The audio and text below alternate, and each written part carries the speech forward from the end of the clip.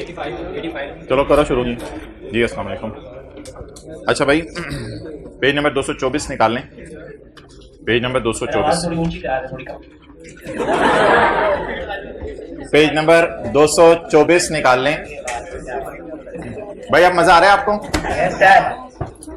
Okay, page number 224।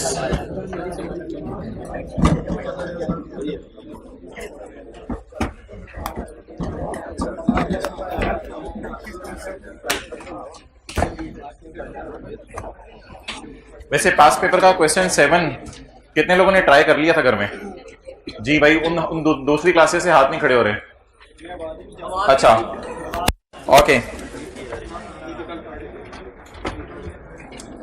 अच्छा मोहतरम, अब ये बड़ी इंपॉर्टेंट डिस्कशन है आज।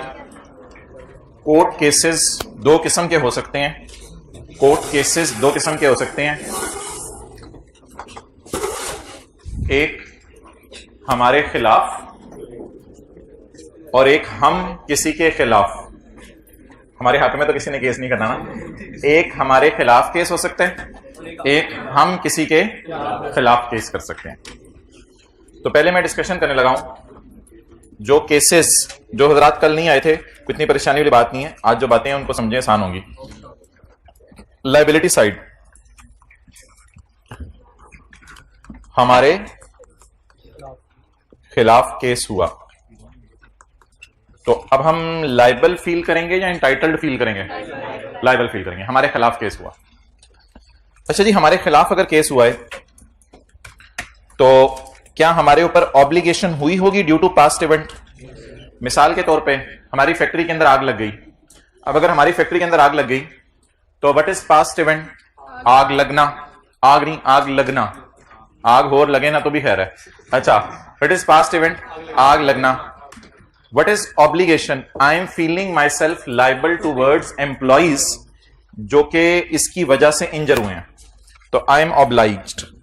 अगर कोई कोर्ट में केस है तो लीगल ऑब्लिगेशन। अगर कोर्ट में केस नहीं हुआ और मैंने कह दिया कि मैं इंशाल्लाह आपके पैसे दूंगा तो कोई कंस्ट्रक्टिव ऑब्लिगेशन बन जाएगी। प्रोबेबल आउटफ्लो, मैंने लॉयर को फोन करके पूछा, भाई एम्प्लॉइज को बड़ा नुकसान हो गया है और 2-4 तो बिल्कुल बिस्तरे मर्ग पे पड़े हुए हैं, तो आपकी क्या राय है, केस हम हारेंगे जीतेंगे? उसने कहा पैसे जाने का चांस हाई है। प्रोबेबल का मतलब कल मैंने आपको बता दिया था। ये 3 चीजें कल पढ़ी थी हमने। प्रोबेबल आउटफ्लो, पैसे जाने का चांस क्या है? हाई। प्रोबेबल, प्रोबेबल होता है हाई चांस, आपके पैसे जाएंगे। शेख साहब सुने आपकी फैक्ट्री में आग लग गई है, प्राचा साहब सुने आपकी फैक्ट्री में आग लग गई है, तो आपके पैसे जाएंगे, आप तैयार रहें। मोर देन 50% को कहते हैं हाई चांस, और एक और नाम है मोर देन 50% का, प्रोबेबल। एक मुश्किल सा नाम है हाई चांस का, ये सी चलवाओ।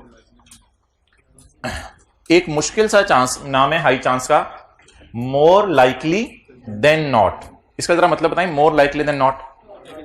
हारने का चांस ना हारने के चांस से ज्यादा है। मोर लाइकली देन नॉट, ना होने की वजह से मोर लाइकली, होना ना होने की बनिस्बत ज्यादा है। मोर लाइकली देन नॉट, ठीक है जी, होना ना होने की बनिस्बत ज्यादा है। लेकिन असल जो आपने लफ्ज हाई चांस, केस हारने का चांस हाई है, इसे इंग्लिश में क्या कहते हैं? प्रोबेबल या पॉसिबल? पॉसिबल लेस देन 50 होता है, ये प्रोबेबल है। अगला काम आपने लॉयर से पूछना है। आपने लॉयर को फोन करना है अपने, और आपने उसे पास्ट इवेंट बताना है। भाईजान आग लग गई है, एम्प्लॉइज जल गए हैं, इसकी वजह से एम्प्लॉइज का नुकसान हो गया, आप बताओ केस हारने का चांस ज्यादा है या कम है? वो बताएगा भाईजान केस हारने का चांस ज्यादा है। अगर वो बताए केस हारने का चांस ज्यादा है तो आपने फोन पे ही उससे अगली बात पूछनी है, based on your past experience आपकी क्या राय है, कितने पैसे देने पड़ेंगे? वो कहेगा जी हर एम्प्लॉय को लाख रुपया देना पड़ेगा, जो इंजर हुए हैं और जिनकी डेथ हो गई है उनको शायद 5-5 लाख देने पड़े। रिलायबल एस्टीमेट भी वो आपको लगा के दे देगा। तो अगर ये तीनों बातें पाई जाएं, यानी पास्ट में इवेंट हो चुका हो जिसकी वजह से आप लायबल फील कर रहे हो, केस हारने का चांस ज्यादा हो और पैसे देने का एस्टीमेट भी लग सकता हो, यानी कि ऐसे केसेस कोर्ट में जाते रहते हैं, पैसे देने का चांस लग सकता हो, तो इसकी आप प्रोविजन बनाएंगे। प्रोविजन कहते हैं लाइबिलिटी को, जो कल नहीं आए थे। प्रोविजन फॉर डाउटफुल डेट कुछ और होती है, वो काउंटर एसेट अकाउंट है, ये लाइबिलिटी अकाउंट है। इसकी आप बनाएंगे लाइबिलिटी, इसकी जर्नल एंट्री भी करेंगे और कहानी लिख के भी बताएंगे कि यह हादसा कब हुआ, कैसे हुआ और कितने लोगों का नुकसान हुआ। यूजर्स को कहानी भी लिख के बताएंगे और इसकी जर्नल एंट्री भी करेंगे। क्लियर? नेक्स्ट, क्या यह पॉसिबल है? कैसा हो सकता है कि आपके ऊपर ऑब्लिगेशन, ये तो आपकी एक फैक्ट्री में आग लगी लाहौर वाली में, थोड़ी देर बाद पता चली आपकी गुजरांवाला फैक्ट्री में भी आग लग गई, अब आग ही लगी जा रही है हर जगह, तो आपके ऊपर ऑब्लिगेशन है due to a past event. Past event कौन सी वाली आग? गुजरांवाला वाली आग। तो ये आग लग गई। प्रोबेबल आउटफ्लो, आपने लॉयर को फोन करके पूछा पैसे देने का चांस, उसने कहा बहुत हाई चांस है। शेख साहब आपको बुरा ना लगे तो मैं कहूं आप इंशाल्लाह केस हारेंगे, तो आप तैयार हो जाएं, आप केस हारने वाले हैं, आप तैयार हो जाएं। आपने कहा गुजरांवाला में मुझे कितने पैसे देने पड़ेंगे? कहते गुजरांवाला के जो जज साहब है ना, इस तरह के केसेस को इतने ज्यादा कॉमन नहीं है इधर आग लगने वाले, लाहौर में ज्यादा आग लगती है, तो कोई अंदाजा लगा नहीं पा रहा मैं। तो मोहतरम अब अंदाजा नहीं लग पा रहा तो जर्नल एंट्री भी नहीं हो सकती। यहां यह चीज पाई जा रही थी और यहां यह चीज नहीं पाई जा रही, तो इसलिए इस लायबिलिटी को कहते हैं कॉन्टिंजेंट लायबिलिटी। ये लायबिलिटी डिपेंडेंट हो जाएगी जज साहब के फैसले पे। जज साहब जब फैसला सुनाएंगे तभी पता चलेगा कितने पैसे देने हैं।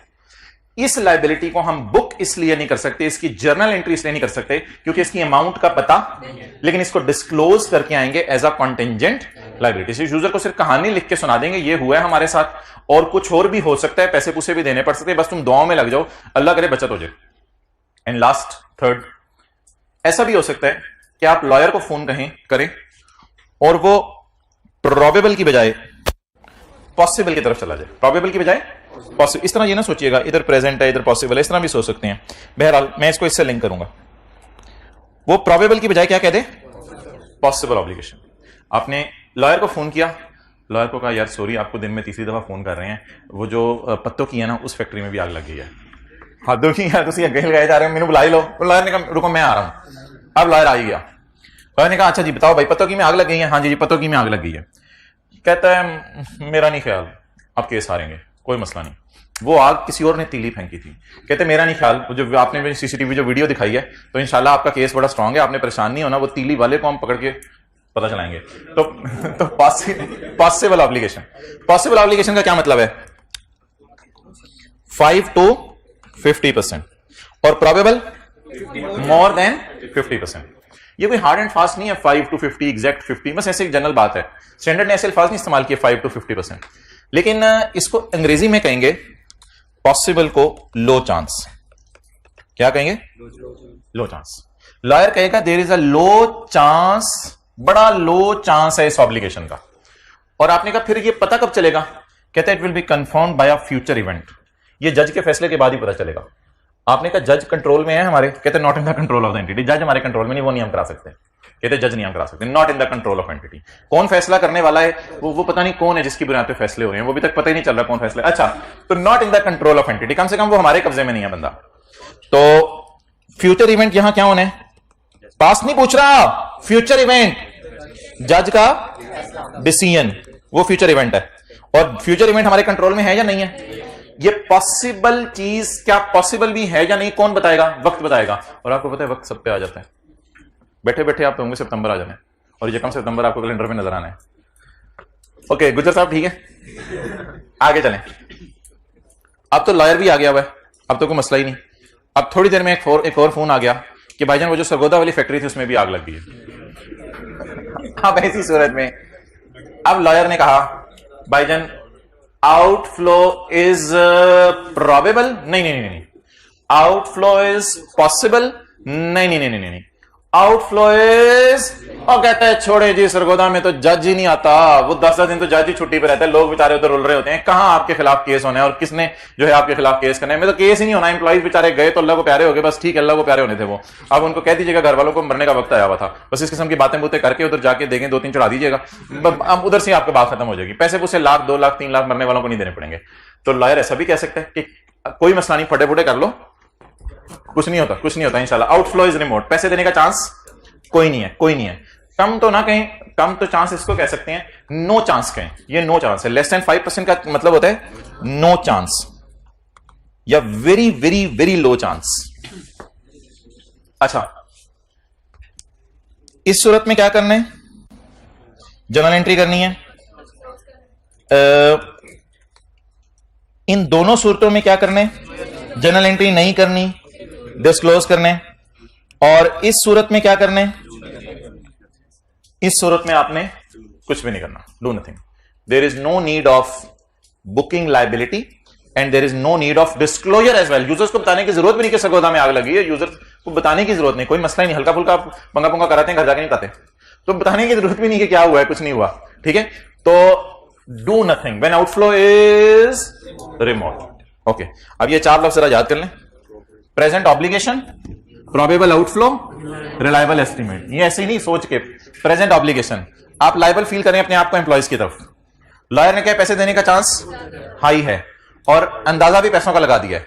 जर्नल एंट्री भी करें और डिस्क्लोज भी करें, मुंह ऊपर करके चलें।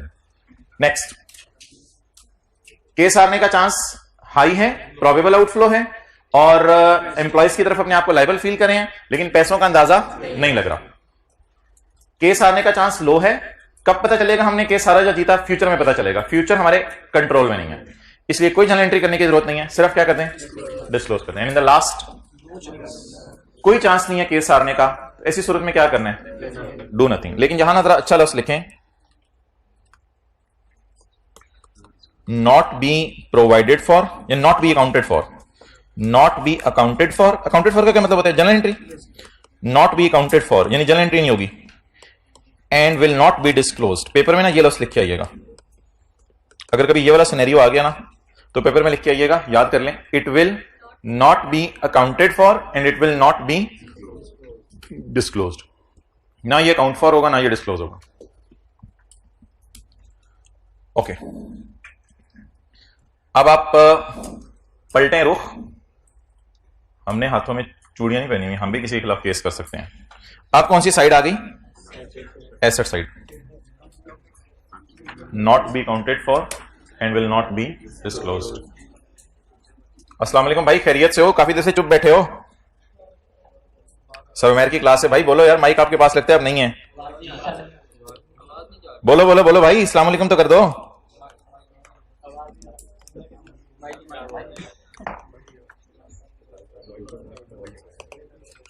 चलें ठीक है, थोड़ी देर बाद इंशाल्लाह।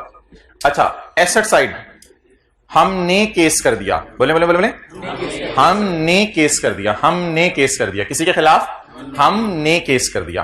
अब रोकड़ा, रोकड़ा आ रहा होगा, जा रहा होगा, आ रहा होगा, पैसे आ रहे होंगे या जा रहे होंगे, आ रहे होंगे। अब जेब को गिरा लगा के रखने ताकि गिर ना जाए। ओके, एसेट साइड, अगर आपने किसी के खिलाफ केस किया और पैसों का आना यकीनी है, इधर 50% से शुरू नहीं करना, इधर 95 to 100% से शुरू करना है। अगर आपने किसी के खिलाफ केस किया और पैसों का आना नहीं है, इनफ्लो इज वर्चुअली सर्टन, ऐसी सूरत में आप जर्नल एंट्री करेंगे, रिसीवेबल डेबिट और इनकम क्रेडिट। लिख लीजिए entry, good. Pass journal entry, record the asset, asset का नाम रिसीवेबल होगा, रिसीवेबल डेबिट इनकम क्रेडिट। आप सड़क पे जा रहे थे, किसी ने आपको घूर के देखा, आपने तो अच्छा उसको जज साहब के पास लेके तेरी हिम्मत, और वो मुंह से बोल पड़ा, बोल यार कितने पैसे लेने हैं। अच्छा, तो inflow is virtually certain, inflow is virtually certain. अब इसकी एक मिसाल ले लें, सही पेपर वाली। अब एसी नहीं चल रहा क्लास में, तो कॉलेज वालों ने ग्री के खिलाफ केस कर दिया और ग्री वालों ने ईमेल करके भेजा, जी वी एग्री, ये हमारा फॉल्ट था, आपको हमने वो वाला एसी भेज दिया था, सॉरी, तो इसलिए हम आपको पैसे दे देंगे, आप परेशान ना हो। तो इनफ्लो इज वर्चुअली सर्टन। अब हमने किसी के खिलाफ केस किया, लेकिन इसमें ऐसा भी तो हो सकता है, inflow is probable. Inflow is यानी पैसे आने का चांस 50 से 95 है, 50 से 95% है, यानी हाई चांस है पैसे आने का। इसको तो मैं कंफर्म कहूंगा ना, वर्चुअली सर्टन को कंफर्म। और प्रोबेबल का क्या नाम रखा हुआ है हमने, हाई चांस है पैसे आने का। यार यहां ना प्रूडेंस कॉन्सेप्ट लगता है, जब पैसे देने हो और हाई चांस हो तो लायबिलिटी की एंट्री होती है, यहां पैसे लेने हैं तो प्रूडेंस कॉन्सेप्ट आगे बढ़ेगा और कहेगा पैसे लेने का चांस हाई होना, तो बस हाई चांस से मिले तो नहीं ना अभी, तो रिसीवेबल बुक ना करो।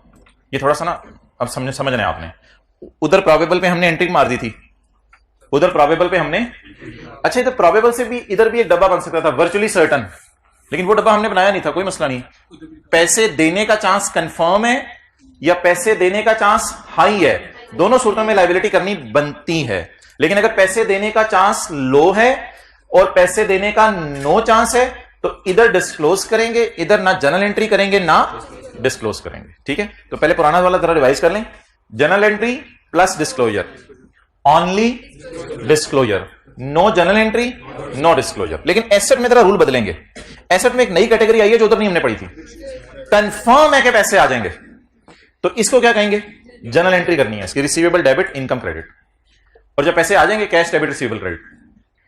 और अगर हमने केस कर दिया है, मिसाल के तौर पे हमने ये बल्ब वालों के खिलाफ केस कर दिया, अब इन्होंने जवाब में कहा कि भाईजान ठीक है देखते हैं, हम आपको पैसे दे देंगे, सोच रहे हैं अभी इस बारे में हम इनफ्लो, लेकिन दे देंगे शायद, इनफ्लो इज प्रोबेबल। कोई ईमेल आई, कोई कंफर्मेशन आई, तो उन्होंने मुंह से बोल दिया कि पैसे दे देंगे, नहीं बोला, अभी वो खुद भी सोच रहे हैं, लेकिन वो कह रहे हैं इंशाल्लाह दे देंगे, आप परेशान ना हो। लेकिन कुछ ऐसा हम कह रहे हैं कोई लिख के दे दो, कोई ईमेल कर दो, कहते हैं नहीं नहीं अभी अभी हम नहीं कर सकते, सॉरी। तो अब पैसे आने का चांस क्या है, हाई है। तो ऐसी सूरत में कोई जनरल एंट्री करने की जरूरत नहीं। उधर जनरल एंट्री हो रही थी प्रोविजन की, इधर प्रोबेबल की, इधर प्रोबेबल की जनरल एंट्री, इधर हाई चांस की एंट्री नहीं होगी। इधर हाई चांस को सिर्फ क्या करेंगे, कौन सा एसेट, कॉन्टिंजेंट एसेट, ये डिपेंडेंट है कोर्ट के फैसले पर। कोर्ट का फैसला फ्यूचर में आने वो हमारे कंट्रोल में नहीं है। और आखिरी सिनेरियो क्या बनेगा, आखिरी अब जो दोनों थे ना उठा के इधर डाल दें। जब पैसे आने का लो चांस हो या पैसे आने का नो चांस। रिमोट का क्या मतलब है, नो चांस। रिमोट का मतलब है नो चांस और पॉसिबल का मतलब लो चांस। ऐसी सूरत में do nothing means no entry and no disclosure. लेकिन ये अच्छा फिक्रा नहीं है, आपने ये लिख के आना है, it shall not be accounted for and it will not B, लिख लें ये फिक्र था कि याद हो जाए। It shall not be accounted for, इसकी जगह लिख लें डू नथिंग, नहीं लिख के आना पेपर में, कभी भी नहीं लिख के आना do nothing. It shall not be accounted for and it shall not be disclosed.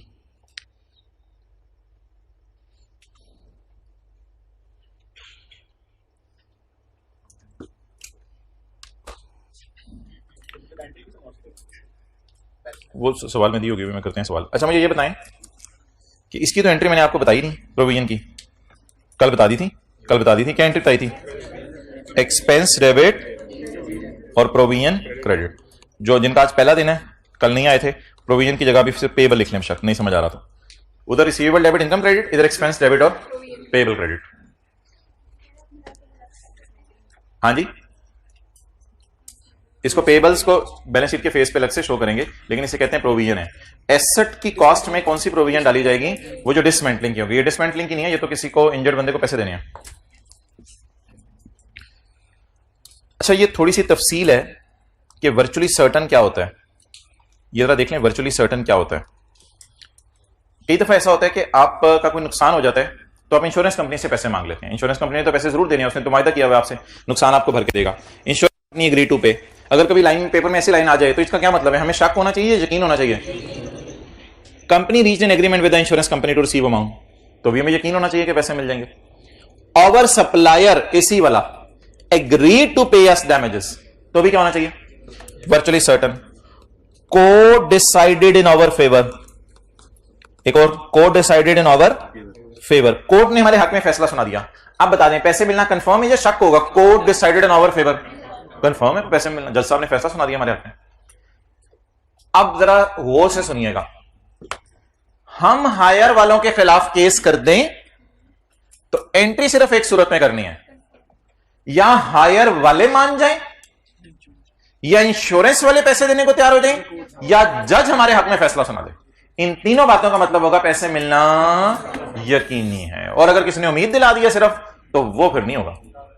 Okay चलिए अब सवाल पास पेपर के शुरू करने लगे, लेकिन इससे पहले जरा मुझे जल्दी से रिवीजन करवा दें।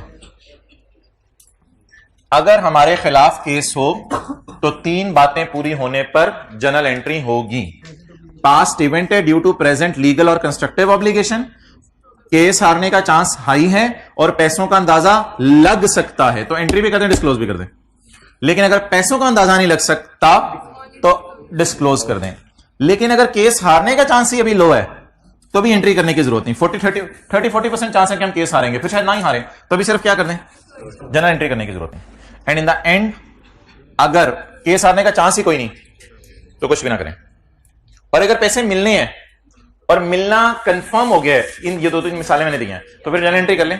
लेकिन अगर मिलना कंफर्म नहीं है, प्रोबेबल है, हाई चांस है मिल जाएंगे, इधर फिर एंट्री ना करें, इधर प्रोबेबल की एंट्री नहीं, इधर क्या होगा disclose. And in the end अगर पैसे मिलने का लो चांस है या कुछ भी करने की जरूरत नहीं, अगर किसी ने 30-40% भी आपको उम्मीद है ना कि पैसे मिल जाएंगे, तो ना एंट्री करें ना यूजर को बताएं, पता नहीं मिले ना मिले, ऐसी उम्मीद लगा दी आपने उनको।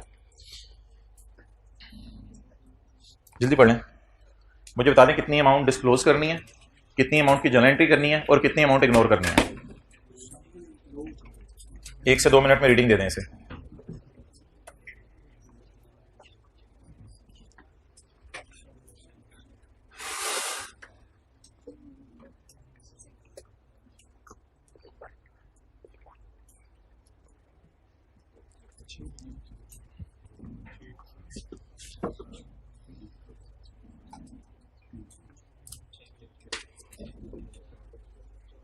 Okay. The following information pertains to Zamil Limited. Page कौन से?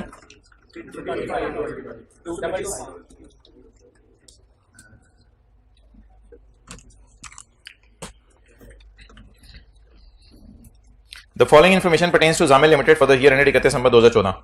On 20 दिसंबर 2014, साल खत्म होने से कितने दिन पहले? 10 दिन पहले। जामिल लिमिटेड, अच्छा सवाल बड़े आसान होंगे, बस आपने इंग्लिश पे फोकस करना होगा थोड़ा सा। Jamil limited lodged a claim with one of its vendors. Vendors होते हैं सप्लायर्स, वेंडर्स को अंडरलाइन करें, जिनसे हम चीजें खरीदते हैं, जैसे कॉलेज वालों ने इसी खरीदा हुआ है। वेंडर्स होते हैं जिनसे हम चीजें खरीदते हैं। कस्टमर्स कौन होते हैं? जिन्हें बेचते हैं। वेंडर्स होते हैं जिनसे हम चीजें बाय करते हैं।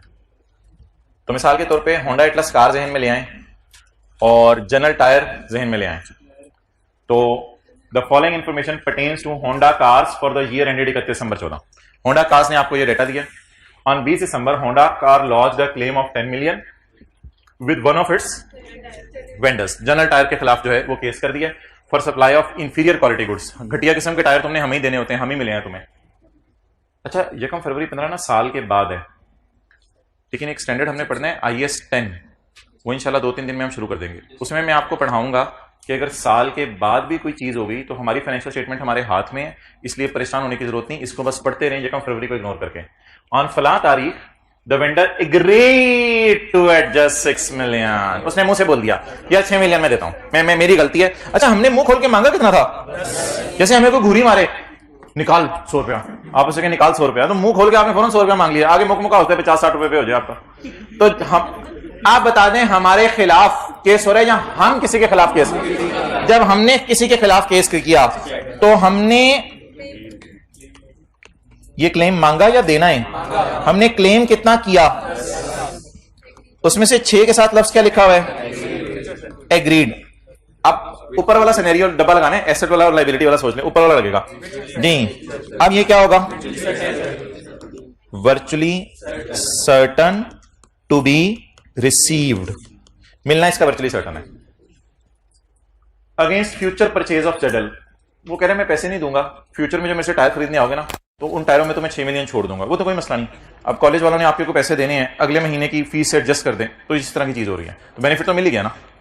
For the remaining claim, for the remaining claim, remaining 4 ही बनेगा ना, 10 - 6। हमने मांगा कितना था? 10, अगले ने दिया कितना? 6, बकाया 4। हम उसके बाप के पास चले गए, हमने कहा ये क्या रखा हुआ है उत्तर।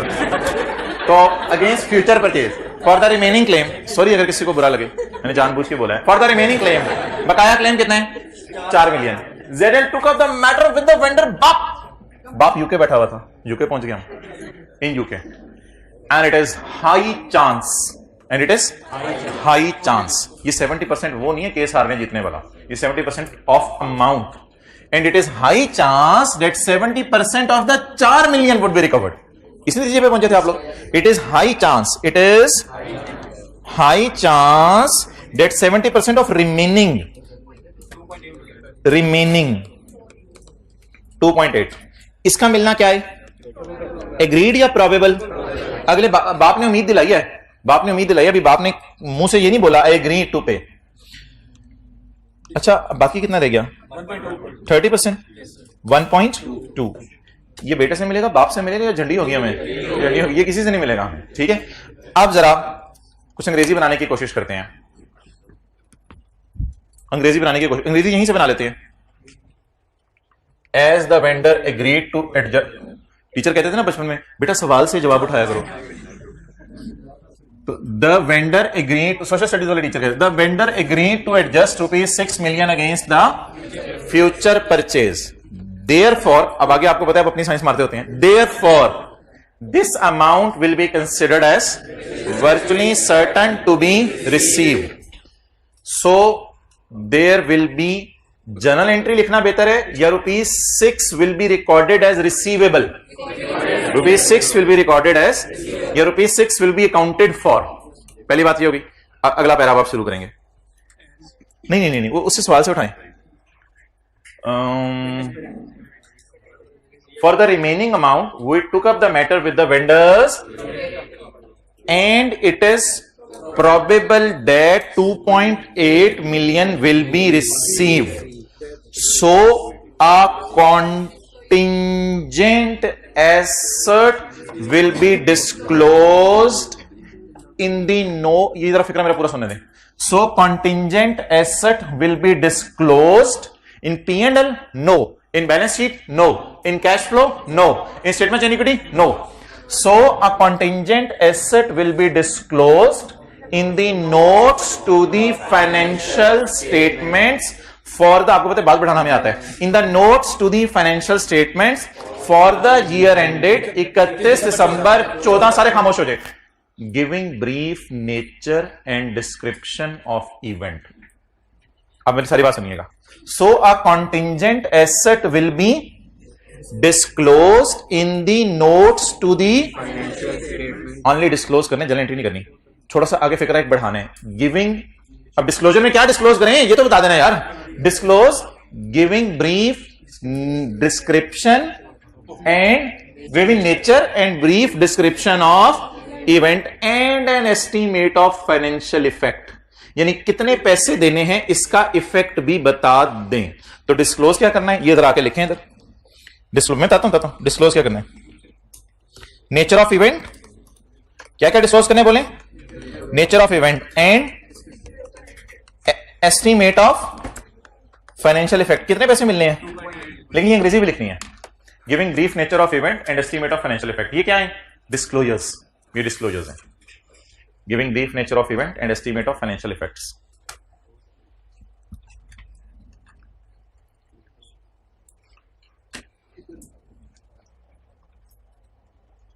ओके, जो बाकी बच गया है उसके बारे में कुछ एग्जामिनर डिस्कशन करते हैं, कुछ नहीं करते। आई कैपिटल सॉल्यूशन में आपको दोनों किस्म के फिरके मिलेंगे, लेकिन बाकी जो बच गया उसके बारे में मैं डिस्कशन कर देता हूं। बाकी जो बच गया, अच्छा डिस्क्लोजर क्या करने, हुआ क्या, उसने मुझे घटिया क्वालिटी की चीजें दी थी, ये हुआ, और एस्टीमेट ऑफ फाइनेंशियल इफेक्ट। लेकिन ये आपने घटिया क्वालिटी की चीजों का लफ्ज नहीं लिखना पेपर में, आपने लिखना है a contingent asset will be disclosed by giving the and estimate of financial effect. अच्छा, अगली बात मोहतरम, regarding claim of ₹1.2 million, it is not probable लिखाइएगा। इट इज नॉट प्रोबेबल, ये तो प्रोबेबल भी नहीं है शायद, क्योंकि ये प्रोबेबल है तो ये प्रोबेबल नहीं है ना। It is not probable, therefore it will not be accounted for, वो तो लिखवा दिया आप अंग्रेजी, will not be accounted for and will shall not be disclosed. तो बेहतर है 1.2 के बारे में भी कुछ लिखाइएगा। ओके, ट्राई करें एग्जांपल 6। सिर्फ पॉइंट 1 अभी करना है, इसमें दो अलग अलग लाइबिलिटी है, दोनों को अलग अलग लेके चलिएगा, बड़ा आसान लगेगा। सिर्फ पॉइंट 1 पढ़ना है।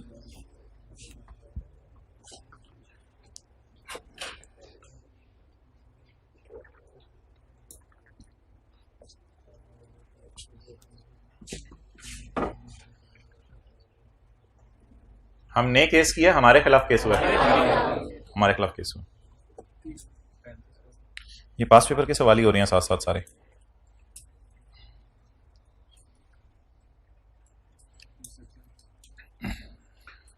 ठीक है जी, पॉइंट 1 पढ़ लिया। चलें बस करें। Quality garments is the manufacture of readymade garments during May 2014। ये इवेंट हमारे साल में हुआ या हमारे साल के बाद? 30 जून से पहले हो गया ना, हमारे साल में हुआ है। इसको कहते हैं पास्ट इवेंट। मैं खड़ा कहाँ हूं? 30 जून 14 पे। तो पास्ट इवेंट क्या है? मई में आग लगना। A fire broke out in one of it's units which resulted in, कुछ लोग तो अल्लाह को प्यारे हो गए, ये तो अल्लाह को पता है कि वो प्यारे हुए या नहीं हुए, हम तो यही समझेंगे अल्लाह को प्यारे हो गए। एंड कुछ डॉक्टर्स हॉस्पिटल में, जिना हॉस्पिटल के अंदर पड़े, at the time of finalization of financial statements for the year ended 30/6/2014 the following issues pertaining to fire are under consideration. इस आग के बारे में ये बातें हो रही थी। Families of certain deceased workers have filed claims, ये तो लीगल ऑब्लिगेशन फिर बन जाएगी, वो कोर्ट में चले गए। Families of certain deceased workers have filed claims, उन्होंने दावे किए हैं।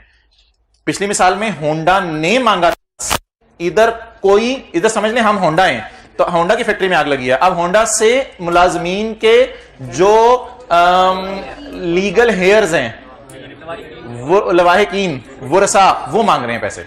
Families of certain deceased workers, हो सकता है बहुत नौकरी करने आई हो, families of certain deceased worker have filed compensation claims amounting to 60 million. जी, मुंह खोल के मांगा कितने? बंद करके मांग लेते। अच्छा, सारे खानदानों वाले आपस में मिलकर उन्होंने मशवरा किया। उन्होंने कहा यार तुम्हारा बंदा चला गया, हमारा भी बंदा चला गया, तो ऐसा करते हैं, चलते हैं कुछ ना पैसे लेके आते हैं। तो बंदा तो चला गया, पैसे मिल जाएं। तो इस चक्कर में वो गए, यार हद होगी, क्लेम वरसा ने मांगा कितने? 60। A government agency has imposed a penalty of 35। एक और क्लेम आ गया। मैंने कहा था दोनों को अलग अलग लेके चलें, मिक्सअप करेंगे परेशान होंगे। गवर्नमेंट एजेंसी ने कितना मांगा?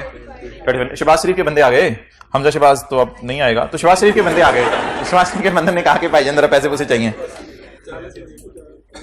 हमने फौरन एतजाज को फोन लगाया। एतजाज कौन है? लॉयर है या एडवोकेट है? लॉयर को एडवोकेट कहते हैं बस ये सब। तो हमने एतजाज एहसन लॉयर, और भी किसी लॉयर का आपको पता तो बता दें, बाकी तो लॉयर्स का ही पता होगा आपको, लॉयर्स का तो नहीं पता होगा। राना सनाउल्लाह तो लॉयर नहीं है। बाबर आजम, बाबर अमान। तो हमने बाबर अमान को या एतजाज को फोन लगाया। Hello, how are you Aitzaz? Aitzaz देखो हमारे साथ आके क्या हो रहा है, देखो हमारे साथ क्या हो रहा है। और बस छोटी सी तीली लगाई थी किसी ने, और बात कहां से कहां पहुंच गई है। QGL लॉयर्स, लॉयर ने अंदाजा लगाया that company would have to pay, company would have to pay, ढूंढे कहां गिरेगा? Company would have to pay, low chance, no chance या high chance. Would have to pay का मतलब लिखें प्रोबेबल होगा। जहरी बात है, इतनी तो कल हमें है। वुड हैव टू पे का मतलब अब कोई चारा नहीं है, बस देने पड़ेंगे पैसे। वुड हैव टू पे, वुड हैव टू पे करके लिखें प्रोबेबल। तो इस तरह के ना लफ्ज आपने सवाल में ढूंढ के पहले ही साइड पे रख लिया करने हैं रीडिंग टाइम में। वुड हैव टू पे, जी वुड हैव टू पे कितने? 20। किसको? किसको? वर्कर्स। इनको तो कितने देने पड़ेंगे? वर्कर्स के वरसा को 20 देने पड़ेंगे। हैव टू पे का मतलब प्रोबेबल। आगे पढ़ें। And 10 million to settle the workers claim and 10 million for penalty. 20 तो वर्कर क्लेम के और 10 मिलियन पेनल्टी। तो वुड हैव टू पे तो दोनों के साथ लफ्ज लगा हुआ है ना, कितना हो गया? 10 मिलियन। ये भी क्या है? वुड हैव टू पे। वुड हैव टू पे मींस प्रोबेबल। बाकी की डिस्कशन मैं वो देख लूंगा करनी हुई या नहीं करनी। बाकी 40 बचा, और इधर 25। इसको भी छोड़ें। रेड वाले को, रेड कलर नजर आ रहा है दोनों क्लासों में? जरा हाथ खड़ा कर दें, हाइब्रिड वाले दूसरे वाले। रेड कलर नजर आ रहा है, ठीक है। रेड को मैं बाद में डिस्कस करूंगा, लाल नजर आ रहा है आपको। अच्छा, नाउ द क्वेश्चन इज, अब हमने लाइबिलिटी साइड की बात करनी है या एसेट साइड की? लाइबिलिटी साइड की। हमारे खिलाफ केस हुआ है, तो अब वहीं से अंग्रेजी उठाएंगे हम। As a company would have to pay ₹12 million and 10 million to settle the workers' claims and penalty respectively. अच्छा, इसमें ना अगर आप यहां से इंग्लिश उठा लें तो ज्यादा अच्छा रहेगा वैसे। In this case, there is a present obligation due to a past event, which in this case is fire which broke out on in May 2014.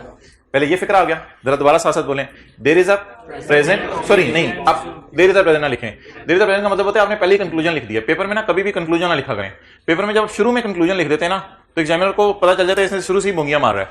अगर आप शुरू में कंक्लूजन ना लिखें और बात करते रहे, कंक्लूजन को एंड पे डालें, तो वो आपकी पूरी बात पड़ेगा। वैसे तो वैसे भी पूरी बात पड़ता है, लेकिन अच्छा तरीका ये है कि कंक्लूजन एंड पे ड्रॉ किया करें, ठीक है। पहले घर में जाके आप बेस बनाते हैं, एंड पे कंक्लूजन बताते हैं आपका क्या है। अच्छा, शुरू में ही अगर आप बता दें तो फिर मसला हो जाता है। अच्छा, प्रेजेंट ऑब्लिगेशन। तो प्रेजेंट ऑब्लिगेशन क्या है? A provision should be recorded when there is a present obligation due to a, and in this case fire broke out in May 2014, which is a past event.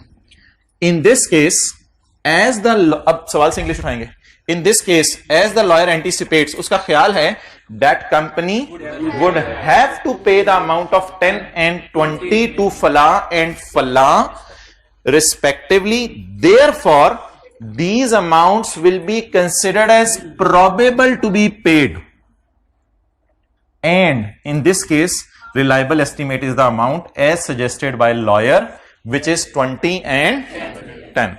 So a provision should be made amounting to rupees 30 million. A provision should be made for an amounting to rupees 30 million. अब and disclosed as well लिखाइएगा, and disclosed as well, इसमें disclosure में वो अगली बात लिखने की जरूरत नहीं।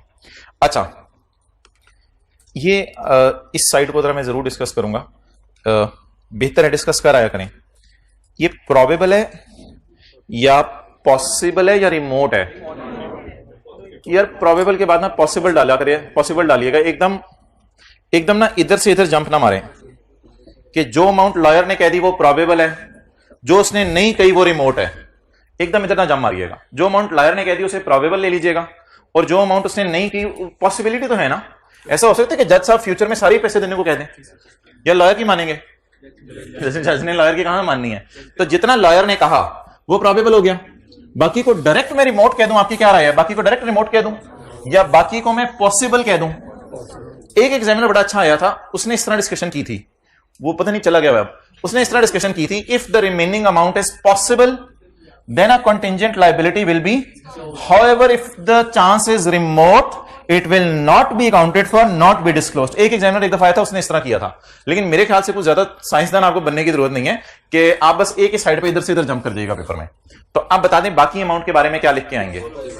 Regarding remaining claim that is ₹40 and ₹25, it is not probable या इट इज पॉसिबल?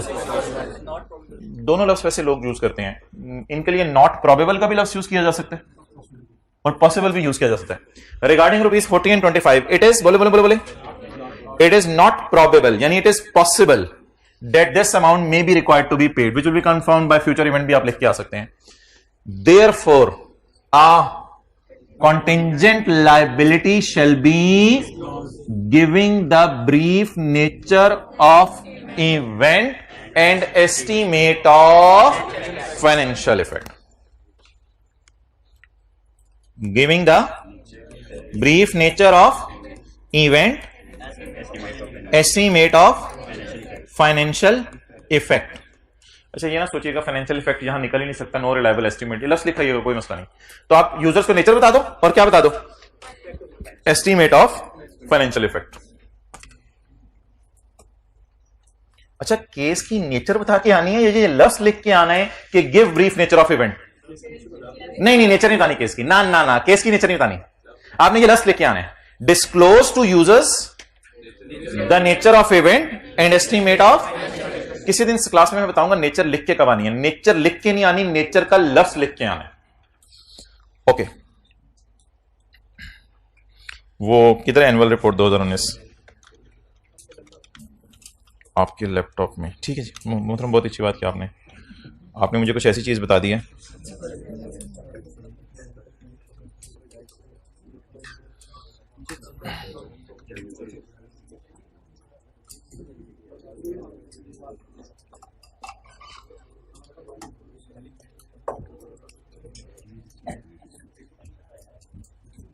नेस्ले की किधर है? नेस्ले की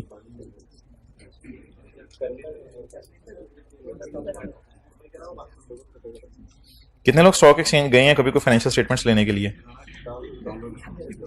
डाउनलोड करके रख ली हैं? चलो यार, अभी तो मिल नहीं रही, तो ढूंढ लेंगे इंशाल्लाह, कोई कल याद करा दीजिएगा।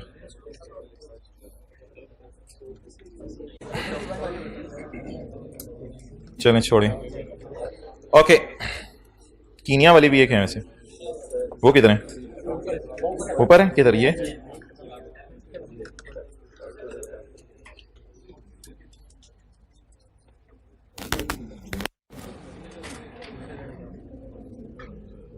क्या लिखा हुआ है? Various claims have been submitted against the group.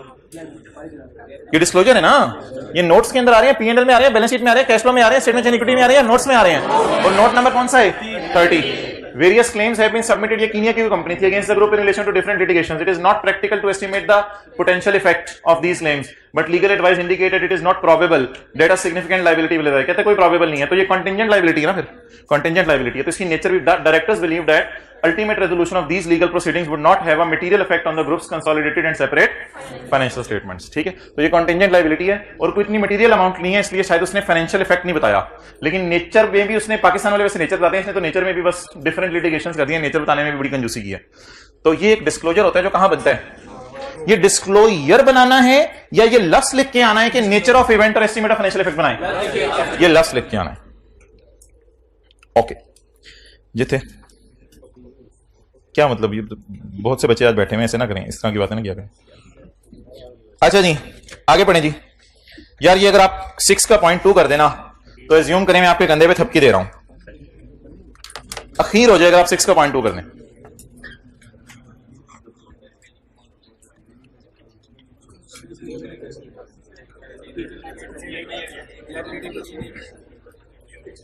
बोलो बोलो बोलो बोलो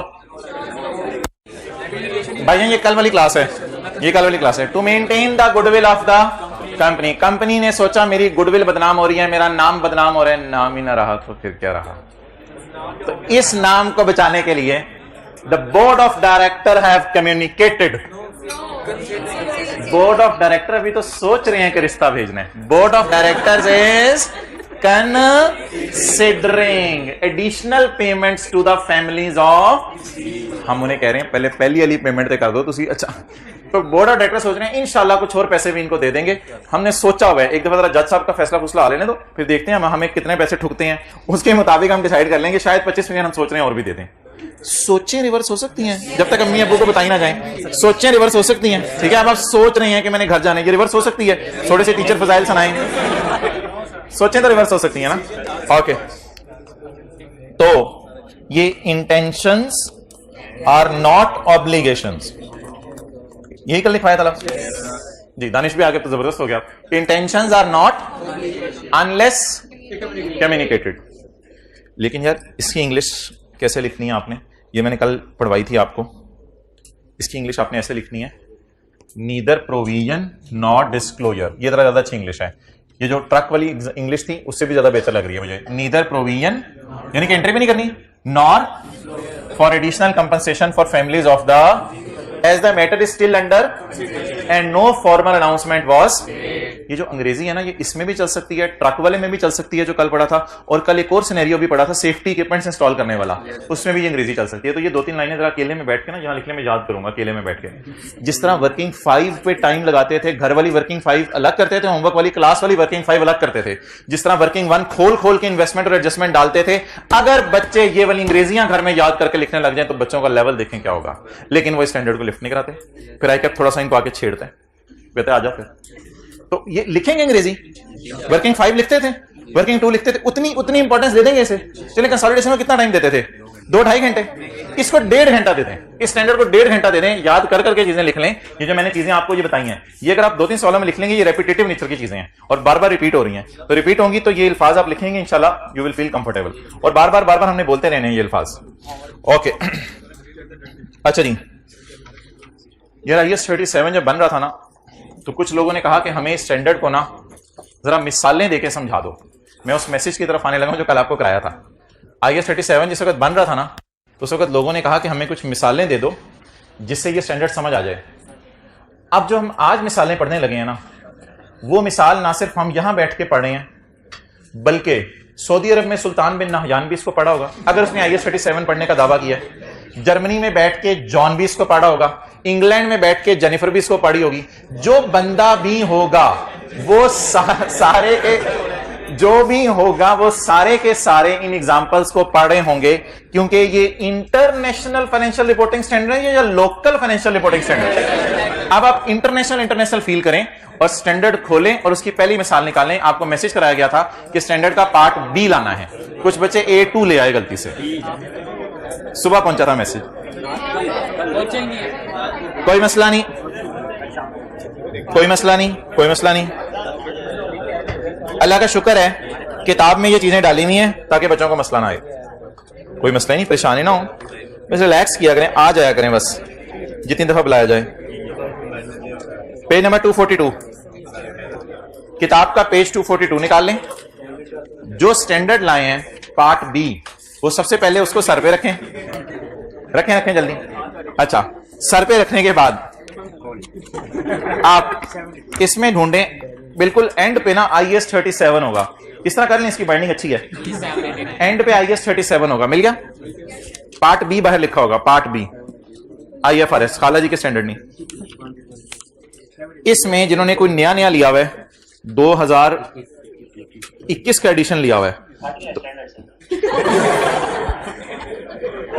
मैं आपको जवाब दूं, इसमें पेज नंबर B789 है, B789 है, मैं भी ऊपर आ रहा हूं तो ठहर जा।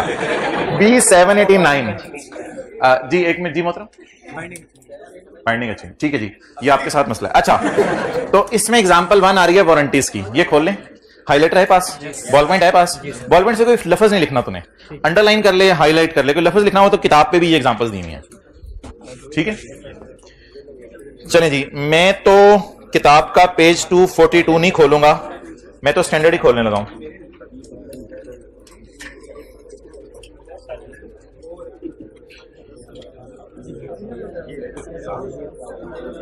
ये देखो किधर है स्टैंडर्ड, IFRS, चलो इसको छोड़ो।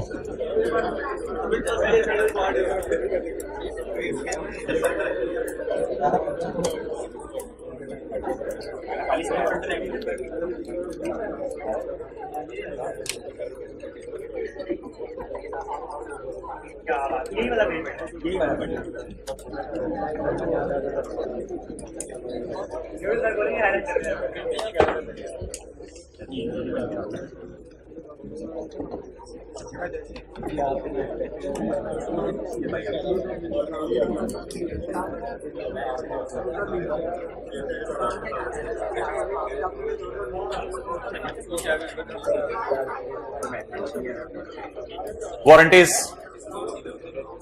खामोश।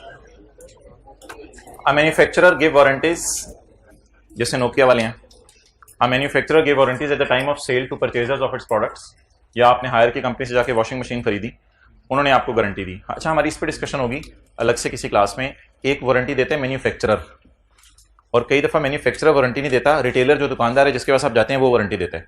इसमें हमारी बात होगी, वो जरा अलग है। मैन्युफैक्चरर ने warranty the, under the terms of contract for sale the manufacturer undertakes, वो वादा करता है टू मेक गुड, कि मैं नुकसान पूरा करूंगा, या तो तुम्हें चीज रिपेयर करके दे दूंगा, अगर ज्यादा ही खराब हो गई तो तुम्हें रिप्लेस करके दे दूंगा। Manufacturing defect that become parent within 3 years, 3 साल की वारंटी है from the date of sale. On the based of past experience it is high chance, it is high chance. High chance को अंग्रेजी में क्या कहते हैं? मोर लाइकली देन नॉट, यानी ना होने की बनिस्बत होने का चांस ज्यादा है। That there will be some claims under warranties. जी, मुझे ये आप पढ़ के बता दें कि ये लीगल ऑब्लिगेशन है या कंस्ट्रक्टिव ऑब्लिगेशन है। ये कोर्ट में जाके केस किया जा सकता है, या उसने जबानी कलामी वादा किया था under the terms of contract, यानी वारंटी कार्ड के पीछे लिखा हुआ था कि 3 साल की वारंटी है, तो वारंटी कार्ड को तो कोर्ट में लेके जा सकते हैं, तो there is a legal obligation. Past event, sale of goods, past event sale of goods, ठीक है जी। तो अब सेल ऑफ गुड्स की वजह से आउट पास्ट एक्सपीरियंस की बेस पे चांस है कि पैसे देने का चांस हाई है, यानी लोग आएंगे, और रिलायबल एस्टिमेट भी लग सकेगा।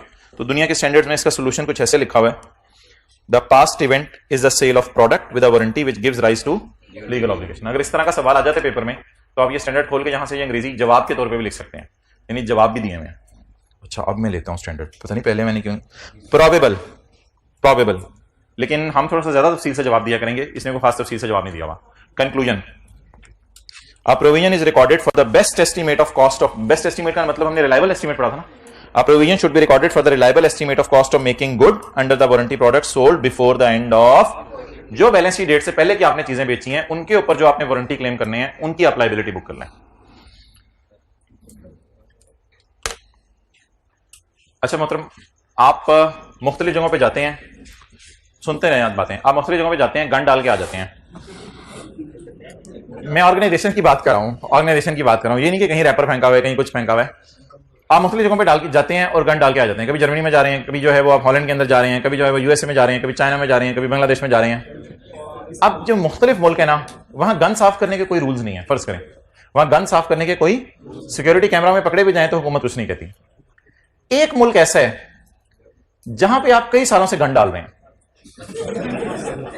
चाइना। एक मुल्क ऐसा है जहां आप जा रहे हैं और कई सालों से गन डाल रहे हैं। मिसाल के तौर पे आप वहां से जाके साहिल समंदर के पास से आप कोई मिनरल रिसोर्सेज निकालते हैं और मिनरल रिसोर्सेज निकाल के आप गन डाल रहे हैं, और वो गन डालते डालते भी आपकी नस्लें हो गई हैं, 4-5-6 साल से आप गन डाल रहे हैं उधर जाके। उधर एक लॉ बनने वाला है जो फ्यूचर में गंद डालने पे भी पकड़ेगा और पास्ट भी जो आप कर चुके हैं उस पर भी पकड़ेगा।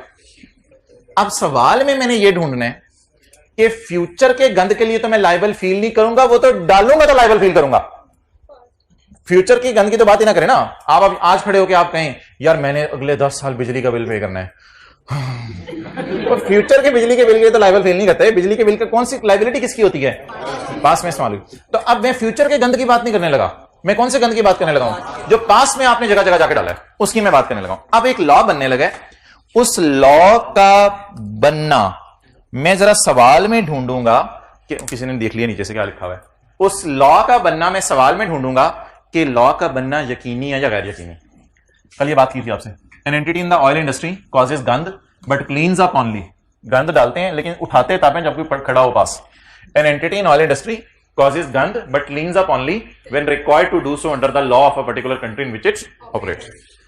One of the country, maybe China, in which it operates, had no legal requirement to clean up the gand, and the entity has been marring gand in that country for several. और हम फिर इस बात को misuse कर रहे हैं और हम धड़ाधड़ पिछला पूरा 10 मरले का प्लॉट आप लोगों ने डस्टबिन बनाया होता है। एट 31 दिसंबर 2000 साल के आखिरी दिन, it is confirmed that a draft law requiring cleanup already contaminated। अब हमने अपने गंद के ढेर देखे, इतना गंद में पाए थे, सारा उठाना पड़ेगा। इंग्लिश में I have done so much, I have to pick it up। That a draft law requiring a cleanup of land already contaminated will be enacted shortly after year end। Law का draft होने से कोई फर्क नहीं पड़ता कि law draft है, draft नहीं फाइनल होना होता है, पहले ड्राफ्ट बनता है तो फाइनल होता है। It is virtually certain that it will B enacted after year and. 31 दिसंबर हमारा ईयर एंड है, 4-5-6 जनवरी तक ये लॉ इनेक्ट हो जाना है। सोच के बताएं कि क्या ये कंफर्म हो गया आपको 31 दिसंबर को कि 31 दिसंबर के बाद लॉ बन जाना है? ड्राफ्ट भी बन चुके, सब बन चुके, सिर्फ क्या होने की देर है? फाइनल आने की देर है। पास्ट इवेंट क्या है? Contamination. Contamination the obligating event standard लफ्ज लिखते हैं, वैसे पास्ट इवेंट हम पेपर में लिख के आया करेंगे। The past event is the contamination of the land because of the virtual certainty of law requiring clean up. क्योंकि वर्चुअल सर्टेनिटी लॉ आ गया, लॉ आ गया, भाई भी आ गया। Outflow is probable. प्रोबेबल कैसे है? जब लॉ आ गया तो फिर प्रोबेबल, फिर तो वर्चुअली सर्टेन ही है मेरे ख्याल से। प्रोबेबल तो दूर की बात, कंफर्म है कि आपको पैसे देने पड़ेंगे। किसको पैसे देने पड़ेंगे? मजदूरों को। मजदूरों को पैसे देके आप सफाई कराएंगे तो आपको तो पैसे जाएंगे जेब से। A provision is recorded for the best estimate of cost of cleanup। अब अंदाजा लगाएं। अगला सवाल, इसकी प्रोविजन बुक करेंगे, इसकी प्रोविजन बुक करेंगे जो मैंने आपको बताया पिछला। An entity in the oil industry causes gand and operates in a country where there is no law। किसी और कंपनी की बात आप कर रहे हैं, वहां कोई लॉ नहीं है। However, the entity has widely published environmental policy। लेकिन हमारी वेबसाइट पे लिखा हुआ है कि हम एनवायरमेंट फ्रेंडली हैं और जिसमें हमने वादा किया हुआ है हम लोगों से कि हम कंटेमिनेशन को साफ करेंगे, और हमारा पास का तजर्बा भी यही रहा है कि हम ये सफाई करते रहे। कल की क्लास ली हुई है, ये तो कल की क्लास की बात है। बता दें ये कंसिडर कर रहे हैं, सोच रहे हैं, या कम्युनिकेट हो चुका हुआ है? कैसे कम्युनिकेट हो चुका है? पब्लिक अनाउंसमेंट की है या एनवायरमेंटल पॉलिसी? आपकी पॉलिसीज तो कम्युनिकेटेड होती हैं वेबसाइट पे, तो इट मींस के लोगों को पता है। तो ये फिर कौन सी हाँ प्रैक्टिस भी है। तो द ऑब्लिगेटिंग पास्ट इवेंट क्या था जहां? The obligating event is the contamination of the land. तो ये वाले अंग्रेजी के फिक्रे आप पेपर में एज इट इज उठा के लिख सकेंगे। ये सोल्यूशन है which gives rise to a, because the conduct of the entity की हरकतें creates a valid expectation on the part of those। हरकतें हमारी कौन सी थी? सफाई करने वाली। that the entity will clean up, हमने वादा किया हुआ ना। तो outflow is probable, a provision is recorded for the best estimate of cost of clean up। भाई गेम उठती जा रही है। Offshore field, offshore field. आप किसी पार्क में गए सैर करने के लिए, कॉलेज वाले आप बड़े हो गए, आपको चिड़ियाघर लेके गए, चिड़ियाघर लेके गए, ये घास है, ये मिट्टी है। अच्छा जी, सबसे पहले तो आपने जाके वहां गड़ा खोदा। क्या किया? गड़ा खोदा, और गड़ा खोद के आपने देग इसमें रख दी। अच्छा, आपने इसमें देग रख दी, लेग पीस। अच्छा, आपने वहां जाके देग रख दी, और देग रखने के बाद चावल पीले पीले, तो आपने देग रख दी। देग रखने के बाद, नहीं बिरयानी में सफेद भी होते हैं ना, फिर तो थोड़ा सा कॉम्बो बनता है। आपने वहां जाके देग रख दी, और अब वो दूर से सिक्योरिटी गार्ड आपको देख रहे हैं, मेरी घास, मेरी मट्टी। तो आप वो परेशान है कि भाईजान इन्होंने तो आती गेम डाल दिया, चल चल चल, छेती छेती छेती छेती छेती, चल चल चल, अब देख फिट होगी, अब देख दाएं नहीं गिरेगी। अच्छा, प्लेटों का ढेर इधर पड़ा हुआ है, काली प्लेटें, डिस्पोजेबल प्लेटों का ढेर इधर पड़ा हुआ है। अभी तक आपने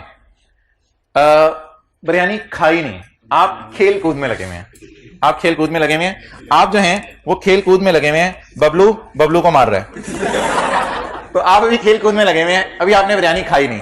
बट हुआ क्या, अगर इसी मौके पे आप पकड़े जाएं तो आपको पैसे सिर्फ देने पड़ेंगे ये वाला गड्ढा भरने के लिए, ऐसा ही है। लेकिन अगर आप थोड़ी देर बाद पकड़े जाएं तो कोई प्लेट इधर पड़ी होगी, कोई प्लेट इधर पड़ी होगी, कोई प्लेट इधर, कोई इधर ग्लास पड़े होंगे, कोई इधर बैठा, कोई है। अब आपको ये वाली प्लेटें भी उठवानी पड़ेंगी। अब प्लेटें इतनी हैं, दोस्तों को तो आप बारात लेके गए थे ट्रिप के ऊपर, और वो पूरी जगहों पे प्लेटें फैली हुई थी। अब शायद आपको, अगर आप पहले पकड़े जाते इंतजामिया की तरफ से, तो आप मजदूर को 2000 रुपया देते, और आप कहते यार हम लोग जा रहे हैं, ये जरा कर दी। अब मजदूर को 2000 दे देते और आपकी जान छूट जाती। लेकिन अब शायद मजदूर 2500 रुपया मांगे, वो कहे भाईजान इतनी प्लेटें हैं, मेरे तो फुली डेप्रिशिएट हो जाना, मेरा पसीना निकलाना है, जगह जगह तुम लोगों ने प्लेटें फेंक दी हैं, तो मुझे 500 रुपया और लगाओ, तो 2500 कर लो, तो 2500 में मैं सारा काम कर देता हूं, तुम लोग जाओ मजे करो। तो अगर आप इस मौके पे पकड़े जाएं जहां आपने सिर्फ देग रखी है, तो कितने पैसे देने पड़ेंगे? 2000। लेकिन अगर थोड़ी देर बाद 2500। ट्राई करें, ये एग्जाम्पल खुद कर सकते हैं आप। ऑफ शोर फील्ड, साहिल समंदर के किनारे आप कुछ करने गए हैं, ऑफ शोर फील्ड।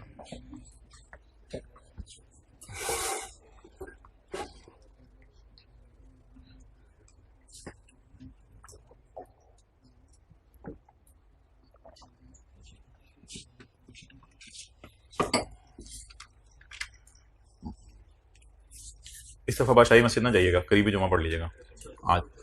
ऑफ शोर ऑयल फील्ड पढ़ लिया? यहां तक सोल्यूशन तो नहीं पढ़ने लगे? यहां तक पढ़ लिया? कहानी की तरह पढ़ा करें, शान से बात होती है। And operation offshore oil field, साहिल समंदर के किनारे कोई ऑयल फील्ड है इनकी। Where its licensing agreement, legal requirement, licensing requirement requires you to remove the oil rig at the end of production. Production के एंड के ऊपर आपने ऑयल रिग रिमूव करनी है। ऑयल रिग कोई बड़ा सा प्लांट होगा, देग की तरह का, समझ लें, कोई बड़ा सा प्लांट होगा देग की तरह का, वो आपने रिमूव करना है।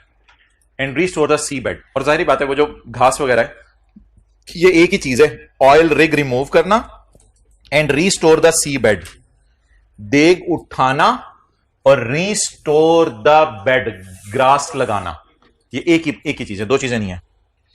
To remove the oil rig and restore the C bed.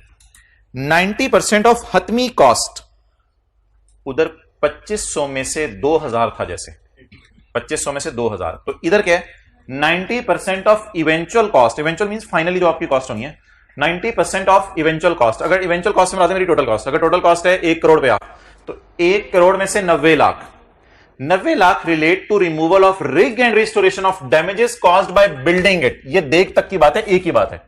90% of cost relates to removal of देग एंड रिस्टोरिंग द घास, एंड 10%, 1 करोड़ में से 90 लाख इसमें खर्चा आएगा, और 10 lakh, and 10% arise through extraction of oil. असल में जब आप ऑयल निकालेंगे,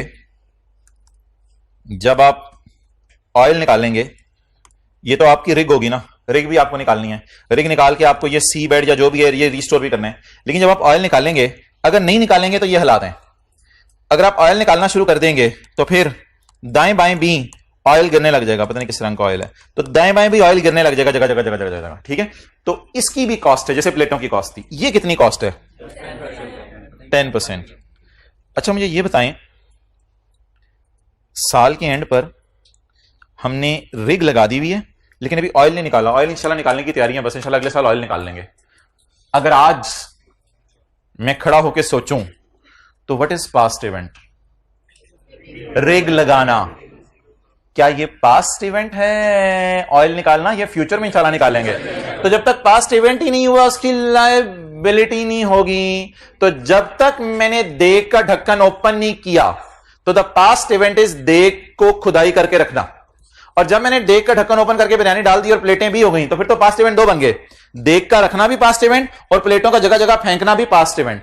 इधर मुझे खड़े होकर बता दें पास्ट इवेंट कितने हैं? एक पास्ट इवेंट है। I have only constructed the rig, I have yet not extracted the, so I should not feel myself liable for। यहां पे एक मैं कॉन्सेप्ट देने लगा हूं जो इससे पहले आपको नहीं दिया था। कभी भी लाइबिलिटी बुक करनी हो ना तो ये सोचना है कि अगर आज कारोबार मैं बंद कर दूं, आज कारोबार मैं बंद कर दूं तो मेरे ऊपर क्या लाइबिलिटी है। अगर आज मैं कारोबार बंद कर दूं तो बता दें मेरे ऊपर क्या लाइबिलिटी है, जैसे 90% लाइबिलिटी है। लेकिन अगर आज मैं कारोबार बंद कर दूं तो जो लोग मरे हैं उनके वर्षा मुझे नहीं छोड़ेंगे क्योंकि वो पास्ट इवेंट हो चुका है, उनकी डेथ हो चुकी है। इधर बात करें, अगर आज मैं कारोबार बंद कर दूं तो रिग रिमूव करनी पड़ेगी या ऑयल की वजह से जो कंटेमिनेशन हुई है वो भी सही करनी पड़ेगी। So therefore I should feel myself only liable for 90 lakh या 1 crore? 90 lakh. The construction of oil rig creates a legal obligation। Paper में इस तरह का सवाल है तो ये अंग्रेजी as it is. The construction of oil rig creates a legal obligation under the terms of the license to remove the rig and restore the seabed, and this is an obligating event. At the end of balance sheet date, however, there is no obligation तो past event की होती है ना, there is no obligation to rectify the damage caused by extraction of oil। Legal obligation है तो high chance है पैसे देने का। A provision is recorded for the best estimate of 90% of the total cost that relates to removal of the rig and restoration of damage caused by building it। These costs are included as a part of cost of oil rig। ये बात तो मैंने आपको बता दी थी, डीइंस्टॉलेशन cost asset की cost का part बनती है, ये एसेट की कॉस्ट का पार्ट बनेगी। 10% को लाइबिलिटी बुक करने या रिलैक्स हो जाए। The 10% cost that will arise या that arise through extraction of oil are recorded as a liability when the oil is, so our oil is yet not extracted, therefore it should not be recorded as a liability। तो इसको liability में book करना जरूरी नहीं है। एक retail store है आपके मोहल्ले में, उसकी रिफंड करने की पॉलिसी है डिससेटिस्फाइड कस्टमर को। आप घर जाके बोतल पीते हैं, आप कहते हैं नहीं यार गैस नहीं थी, कोई नहीं यार खैर। Retail store has a policy of refunding purchases even though it has no legal obligation. वैसे रिटेल शॉप वाले की लीगल ऑब्लिगेशन कोई नहीं है पाकिस्तान में, लेकिन इस policy of making refund is generally known. लेकिन हर आते जाते को पता है और मशहूर हो गई है बात, ये बड़ा नेक दुकानदार है, ये डिससेटिस्फाइड कस्टमर को चीजें वापस करने देता है। बताइए कौन सी ऑब्लिगेशन आपको लग रही है? Excellent, constructive obligation. Generally known का क्या मतलब है? पास्ट में इस लोगों को चीजें वापस करता रहे ना, जिसकी वजह से लोगों के जहन में क्या क्रिएट हो गई है? कंस्ट्रक्टिव, लोगों के जहनों में एक्सपेक्टेशन क्रिएट हो गई है और वो लायबल फील कर रहा है। ओके भाई, ये जो है ना no implementation before the closure of division, इसको फारिग करें अभी 5A 5B को। 6 में आए, 6 में आए। ये जो हमारी आज की मेन एग्जांपल है, प्यार से बात खत्म कराया करो ना, तुम क्या कह रहे हो? Legal requirement to fit smoke filter.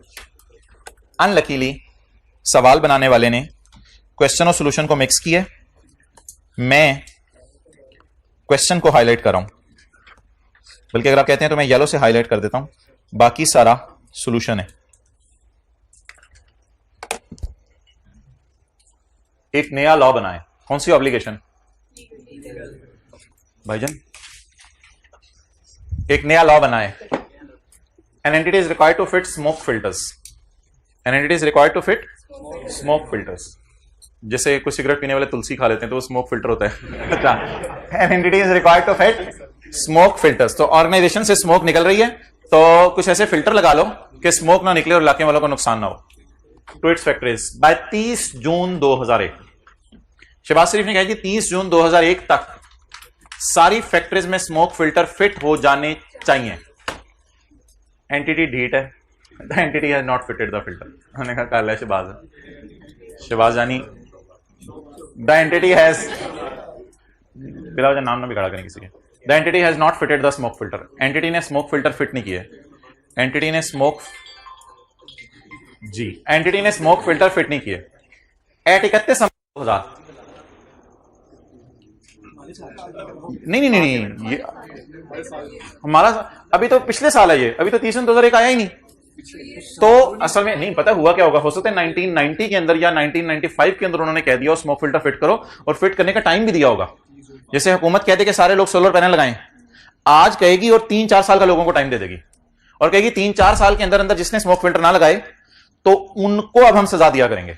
तो जब भी कोई हुकूमत इतना बड़ी इन्वेस्टमेंट करने को कहती है ना, तो टाइम देती है आपको।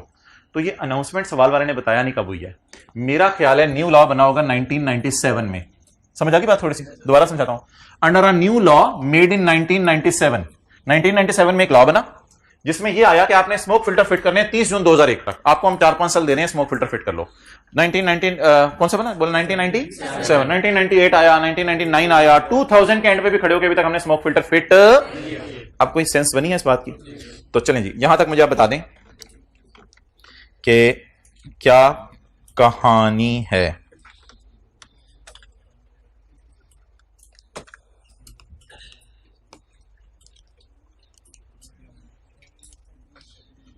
जी बिल्कुल सही हो गया आपने। अच्छा जी, 31 दिसंबर 2000 पे खड़े होकर हम यहां खड़े होकर क्या सोच रहे होंगे? इंशाल्लाह मैं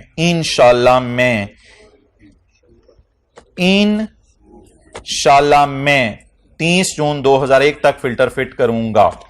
इंशाल्लाह मैं 30 जून 2001 तक फिल्टर फिट। अगर 31 दिसंबर 2000 को मेरे पास हुकूमत के बंदे आएंगे भी तो मैं उन्हें हंस के कहूंगा अभी तो बड़ा टाइम पड़ा है, चलो नसो, अभी तो 30 हनूस दिल्ली दूरस्त का आपने। अच्छा, तो 31 दिसंबर को अगर शहबाज शरीफ, हमजा शहबाज और नवाज शरीफ दोनों को लेके आ जाए और आगे के भाईजान स्मोक फिल्टर, आप कहेंगे भाईजान अभी 6 महीने रहते हैं स्मोक फिल्टर फिट करने में, done, will you feel liable और you will feel relax? Okay. अच्छा, ये ढीठ पुणे की इंतहा देखें। The entity has not fitted the filters even at 31 December 2001। सवाल ये है, मैं आपका ये अल्लाह भला करे स्टैंडर्ड बनाने वालों का मेरे पास आए तो मैं उसे कहूंगा यहां पे ना 2 नुक्ते लगा दो, ऐसे हमारे बच्चे वरना परेशान होते हैं पाकिस्तानी। तो the entity has not fitted the filter at 31 December 2000 and the entity has not fitted the filter even at 31 December 2001। 2001 तक भी इसने फिल्टर फिट नहीं किए। अच्छा, मुझे बता दें सवाल क्या कह रहा है? नॉट फिटेड फिल्टर कह रहे सवाल। इधर भी क्या कह रहे हैं? Not fitted filter. जी मोहतरम, यहां पे मैं अपनी फाइनेंशियल स्टेटमेंट्स में लायबिलिटी बुक करूं? क्यों क्यों क्यों क्यों क्यों क्यों भाईजान, बड़ी मेन बात आने लगी आज की क्लास की, ये एंड के लिए रखी हुई थी। मैं लायबिलिटी बुक करूं? क्यों ना बुक करूं? अभी 6 महीने रहते हैं, तो मुझे लायबिलिटी बुक करने की कोई जरूरत नहीं है। यहां खड़े होकर मैं लायबिलिटी बुक करूं? No obligation. हाय हाय, मेरी बात पे तो तुम्हें यकीन ना आएगा ठाकुर। अच्छा, मेरी बात पे तो तुम्हें यकीन नहीं आएगा। There is no obligation, there is still no obligation. अच्छा, अब रिलैक्स तो हो गए ना कि सर ने जो पढ़ाया सही है, लेकिन अब लॉजिक देनी है, तो रिलैक्स तो हो गए ना कि सर ने बोंगी नहीं मारी। देयर इज, हाय गेम ऑन होने लगी, वो भी उठ गया आपका। 31 दिसंबर 2000 पे हमने फिल्टर फिट नहीं किए। देयर इज नो, धक धक करने लगे दिल्ला सबका। देयर इज स्टिल, अब सोल्यूशन छुपा देते हैं, 1-2 मिनट साथ ऐसे बातें कर ले। तो ना 31 दिसंबर सारे मुतजस्सिस बैठे थे, टीचर आए और आके टीचर ने बताया हाँ देयर इज, बोलो and there is still no obligation. अच्छा, मुझे ये बताएं कि आईके वाले किसी कॉलेज वाले को कहें, किसी इशारे के पास कोई कॉलेज हो तो आईके वाले किसी कॉलेज वाले को कहें, कॉलेज वालों आप ना कैंटीन नहीं बनाई हुई, कुछ शर्म जा करो। कोई कहे ना छत पे ना कैंटीन बना दो, कोई शर्म जा करो, कुछ छत पे कैंटीन बना दो। अच्छा मुझे ये बताएं, ये आई कैप ने तारीख दे दी कि भाईजान इस तारीख तक आप कैंटीन बनाओ, ठीक है। इस दिन आई कैप ने आके पूछा, अनायतुल्लाह साहब आई कैप से आए, जानते होंगे शायद आप। अच्छा, तो आई कैप से आए, उन्होंने आके कहा भाईजान आपने अभी तक कैंटीन नहीं बनाई थी। हम कहेंगे अभी तो 6 महीने पड़े हैं, 6 महीने पड़े हैं, इसलिए कैंटीन बनाना मेरे लिए जरूरी नहीं। वो 30-40 लाख की बड़ी इन्वेस्टमेंट करूं, ईंटें, बजरी, सीमेंट, मजदूर, भाईजान मेरी कोई भी ऑब्लिगेशन नहीं, रिलैक्स रहें आप। अच्छा, इस दिन आई कैप वाले आए, आई कैप वालों ने कहा अब हम, टाइम तो गुजर गया 6 महीने, अब आप बताएं आपने अभी तक ढीठ पुना बरकरार रखा हुआ है, अब तो ये पहला सेशन मुकने वाला है तो अगला सेशन शुरू होने वाला है, अभी तक तो आपने तो अभी तक कैंटीन नहीं बनाई। छोटी ईद पे लारा लगाया तो बड़ी ईद आने वाली है, तो अभी तक आपने कैंटीन नहीं बनाई, आप चाहते क्या अभी तक? और जो वक्त दिया था हमने, बोले मने जो वक्त दिया था हमने वो क्या हो गया, खत्म हो गया। वक्त तो आप गुजर चुके हैं 30 जून 2001। ये समोसे में गुजारा नहीं चलता बच्चों का, तो इनको बैठने की जगह भी होनी चाहिए। अच्छा वो सुने, वो कंप्यूटर रूम के अंदर बैठने की जगह है खाना खाने के लिए, उस क्लास में किसी ने पूछा था, मिल गई, अब अलाउ हो गया, अब जाओ बैठो ना, हो तो मुझे साथ ले जाना। अच्छा बॉयज के लिए, अच्छा अब 30 जून 2001 के बाद अगर आईकेआर वाले आएंगे तो भी हमने अभी तक कैंटीन बनाई नहीं हुई, हत्ता कि हमने संगे बुनियाद नहीं रखा, सरासिफ के मुबारक हाथों से ईंट नहीं लगी, अभी तक हमने संगे बुनियाद नहीं रखा, अभी तक हमने जो है वो कैंटीन नहीं बनाई। अब आप मुझे बताएं, क्या मैं बिजनेस अगर बंद करना चाहूं, मैंने कहा था ना इस तरह सोचना है, अब सोचें जरा, क्या मैं बिजनेस बंद करना चाहूं आज खड़े होके, क्या मैं कैंटीन बना के बंद करूंगा? मुझे डीओजी ने काटा है, मुझे डीओजी ने काटा है, मैं कैंटीन बना के क्यों बंद करूं? बताएं जरा। अगर आज नहीं, 1 मिनट, रिक्वायरमेंट तो चलो है, रिक्वायरमेंट तो चलो है, वो मुझे कैंटीन बनाने को कह रहे हैं, मैं कॉलेज बेच गया, पॉसिबल है, पॉसिबल है। वो कह रहे हैं गाड़ी के ऊपर सोलर लगाओ, मिसाल के तौर पे पेट्रोल से नहीं चल रही गाड़ी पे सोलर लगाओ, मैंने गाड़ी बेच दी, पॉसिबल है, पॉसिबल है, पॉसिबल है, ठीक है। वो कह रहे हैं पेपर जल्दी पास करो, मैंने वो डिग्री छोड़ दी, पॉसिबल है, पॉसिबल है। वो कह रहे हैं स्मोक फिल्टर फिट करो, पॉसिबल है कि मैं कहूं कारोबार ही बंद कर दूं। भाई ये लॉजिक है, ये लॉजिक है, स्टैंडर्ड है। लेकिन एक चीज की ऑब्लिगेशन है, वो है 6 महीने का फाइन, 6 महीने का। लेकिन स्मोक फिल्टर जो 3-4 करोड़ रुपए का खरीदने ना, उसकी ऑब्लिगेशन नहीं है, क्योंकि अभी तक तो वो स्मोक फिल्टर मैंने लगाने की नियत ही नहीं की। एक लायबिलिटी होती है कैंटीन बनाने की, वो लायबिलिटी है 30-40 लाख का खर्चा कॉलेज के लिए, उसके लिए तब तक कॉलेज वाले लायबल नहीं है। आईके वाले जितनी मर्जी दफा के डांट दें, तब तक लायबल नहीं है जब तक के ईंट बजरी सीमेंट लगा के किसी कॉन्ट्रैक्टर से बनवा ना लें और पैसे ना दिए हों, उसके लिए तो तब लायबल होंगे। लेकिन एक काम आईके वाले कर सकते हैं, अभी भी आईके वाले आके कहेंगे 6 महीने हो गए, आपने हमारी बात नहीं मानी, शायद हम आपकी रजिस्ट्रेशन भी कैंसिल कर दें और हर महीने ना 2-2 हजार रुपया फाइन, 12,000 रुपया में फाइन दो। इसके लिए आप लायबल फील करें, but you can not book a liability canteen debit payable credit. Why? Because there is no canteen. अगर कैंटीन नहीं है तो उसके लिए तो भाईजान लायबिलिटीज किसकी बुक होती हैं? जो ट्रांजैक्शन या इवेंट हो चुका हो। इधर इवेंट क्या हुआ है? स्मोक फिल्टर लगे हैं कि उसके लिए लायबल फील करूं, या 6 महीने गुजरे हैं तो जुर्माने के लिए लायबल फील करूं।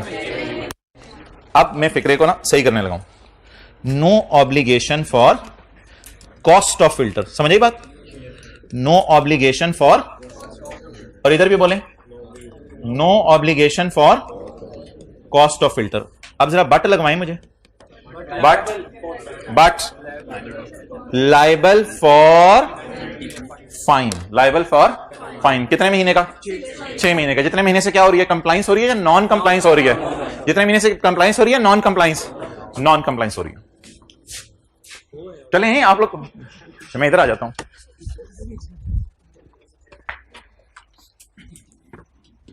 सेकंड फ्लोर पे जाना था मैंने, आप लोगों ने जाने नहीं दिया, क्लास के बाद चला जाऊंगा। चलें चलें चलें चलें जल्दी।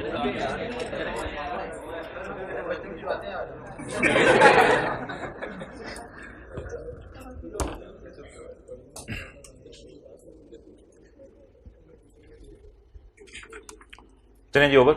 इसकी इंशाल्लाह अब अंग्रेजी जो है सोल्यूशन वाली आप घर से पढ़ लीजिएगा, इसको मैं कल डिस्कस करूंगा। तो वो जो कंसोलिडेटेड रिवैल्यूएशन सरप्लस का अकाउंट कल हमने बनाया था, उसको जरा रिवाइज कर लेते हैं। कंसोलिडेशन का सवाल निकाल लें जी, उसके बारे में मैं बात करूंगा। मैंने ये सोचा हुआ आपसे मैं बात करूंगा उसके बारे में। दस्तर, आप माने ना माने, आपकी रालें टपक रही हैं, ये स्टैंडर्ड ने आपको इतना मजा करवाया। जी भाईजान बोले। पॉइंट नंबर 2 कौन सा वाला है? Income and expenses accrued evenly. वो तो मैंने 3 दफा क्लास में कराया, वो क्लास के बाद ही आना। पॉइंट नंबर 2 कभी भी नहीं कराऊंगा मैं पॉइंट नंबर 2। पॉइंट नंबर 2 तो मैंने 3 दफा क्लास में करवाया। अच्छा,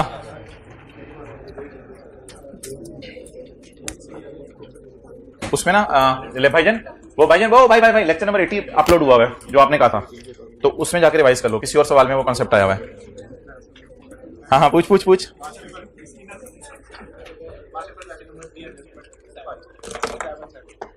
क्या तूने कंसोलिडेशन को हाथ डालने शुरू कर दिए? चल ठीक है, क्लास के बाद आ जा।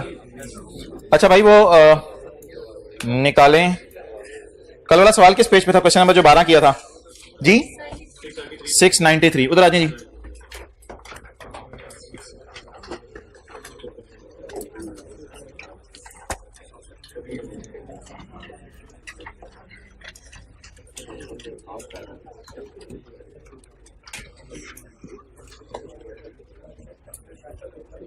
सिक्स 93। इसमें कोई एडजस्टमेंट 3 है, अब पता नहीं आज मैं पढ़ नहीं सकूंगा, छोड़ने पर इसकी कोई जरूरत नहीं, कल पढ़ लेंगे टाइम मिला तो। अभी आप आ जाएं question number 695, page number 695, question number 13। Question number 13, खामोशी से बात सुनिएगा। कल तीनों की किताबों में सरप्लस नजर आ रहा था, पेरेंट की किताबों में भी, सब्सिडरी की सेपरेट फाइनेंशियल स्टेटमेंट्स में भी, और एसोसिएट की सेपरेट फाइनेंशियल स्टेटमेंट्स में भी सरप्लस नजर आ रहा था। आज उसी तरह का एक सवाल कर लेते हैं। पेरेंट रीवैल्यूएशन मॉडल यूज करें और सब्सिडरी अपनी सेपरेट, शायद P&L के एतबार से ये सवाल हमने किया हो क्लास में, लेकिन मैं आज बैलेंस शीट के एंगल से करवा रहा हूं। ठीक है जी, तो डाटा मैंने कुछ भी नहीं सादा सा रखा है। पीपी है, दोनों के इन्वेस्टमेंट्स हैं, चुप। शेयर कैपिटल है, रिटेन्ड अर्निंग है, रिवैल्यूएशन सरप्लस पेरेंट का नजर आ रहा है क्योंकि ये रिवैल्यूएशन मॉडल यूज करें, और सब्सिडरी का नजर नहीं आ रहा। अच्छा जी, यहां तक मुझे बता दें, ये वाली इंफॉर्मेशन मैं आपके सामने रेलिवेंट जगहों पे पोस्ट कर देता हूं।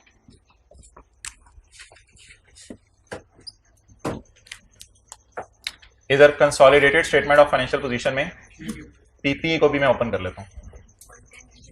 अच्छा जी, 110 and 55, 110 and 55, working 1, working 2, 2.1, working 2.1, working 3, working 3.1 और working 4। Adjustment account, SRE, S revaluation surplus, C revaluation. अब ये C रीवैल्यूएशन सरप्लस से मुराद है कंसोलिडेटेड रीवैल्यूएशन सरप्लस, और ये है NCI। चलिए जी, 1 मिनट लें, नोट करें, साथ साथ करें नोट, घर जाके टाइम नहीं मिलना इसको करने का फिर आप।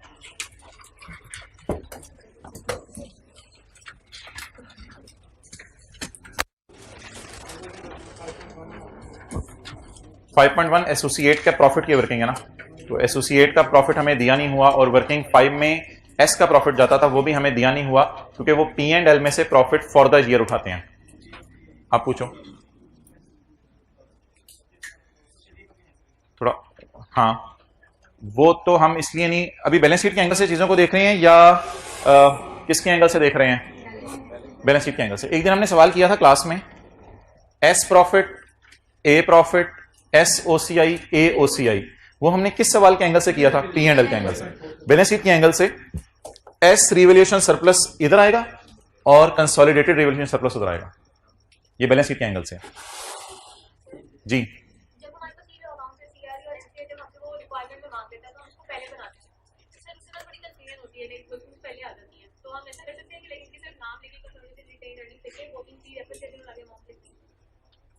जिन सवालों में पूरी बैलेंस शीट नहीं मांगी होती, ठीक है, आप मुझे ना इन पे दिखाइएगा वो सवाल, तो मैं बता देता हूं आपको।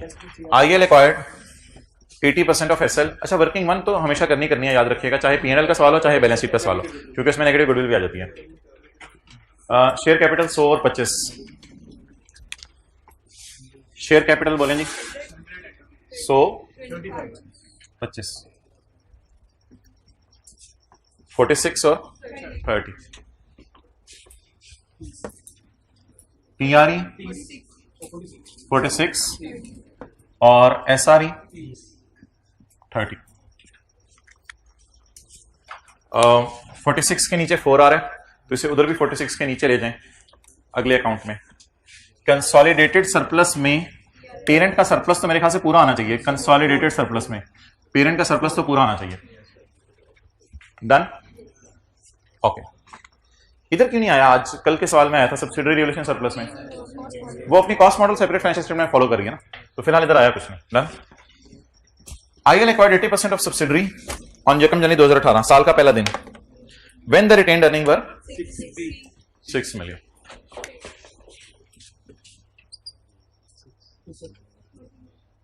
चलिए यहां तक नोट कर लें।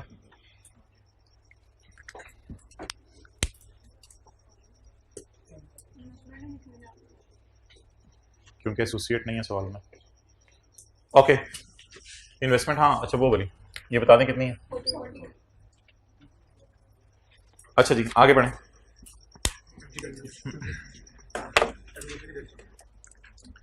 IL acquired 80% of subsidiary on January 2018 when the retained earnings were 6. At the date of acquisition, SL had a land which had a fair value of 30 and a book value of 20. ये क्या चक्कर है? ये surplus तो already recorded होगा, इसका नहीं recorded होगा बिकॉज एस इज यूजिंग, इसलिए ये सरप्लस ऑलरेडी रिकॉर्डेड नहीं है। तो रिवैल्यूएशन सरप्लस कितना आ गया? 10। इसकी entry PP debit revaluation surplus in working जी कितना? 10। जबरदस्त। इस 10 रुपए की एंट्री ऐसे डेबिट और revaluation surplus in working 1 credit कितना? बाकी आप वो गुडविल फुडविल खुद निकाल लेंगे, सोल्यूशन इसका हुआ है। ठीक है, चलिए अब नई चीज आ रही है, सारे ठंडे हो जाए। डेप्रिसिएशन नहीं होगी, लैंड है। एट द ईयर एंड, यानी date of 31 December 18, the fair value of land was 32। Fair value of land was, and it is the group policy to use the revaluation model for its. Group की policy है कि land के लिए revaluation model use करें, तो subsidiary को भी uniformity के लिए किस पे लाना पड़ेगा? रिवैल्यूएशन मॉडल पे। क्या सब्सिडरी सेपरेट फाइनेंशियल स्टेटमेंट्स में यूज कर रही है रिवैल्यूएशन मॉडल? नहीं। वो कौन सा मॉडल यूज करिए? कॉस्ट पे। अच्छा, यकम जनवरी 18 को सब्सिडरी की बुक्स में ये लैंड कितनी थी? 20 की। ये तो कॉस्ट पे पड़ी होगी ना शायद। और बाजार में कितने की होगी थी? 30 रुपए की। ये एक्विजिशन डेट का गेन है या आफ्टर एक्विजिशन? एक्विजिशन डेट का गेन है। ऑन यकम जनवरी 18 को ये गेन आया, तो इस एक्विजिशन डेट के गेन को प्री का नाम देते हैं।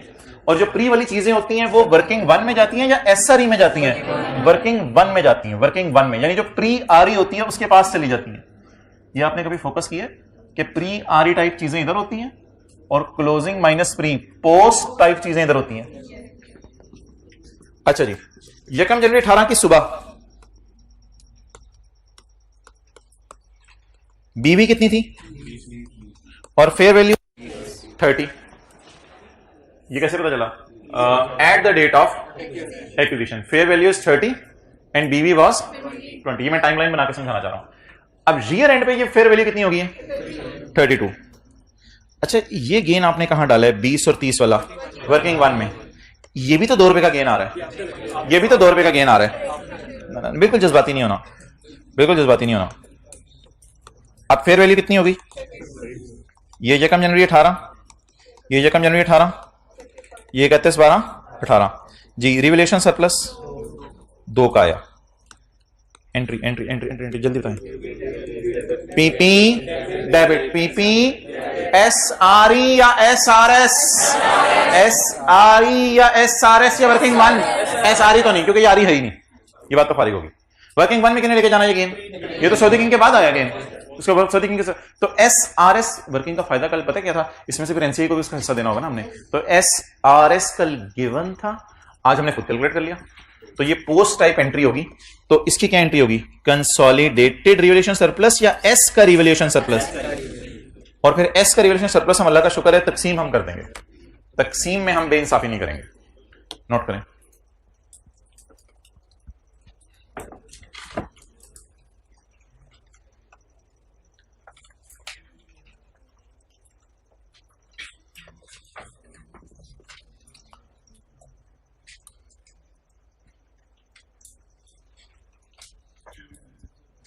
पहली entry asset debit surplus in working 1।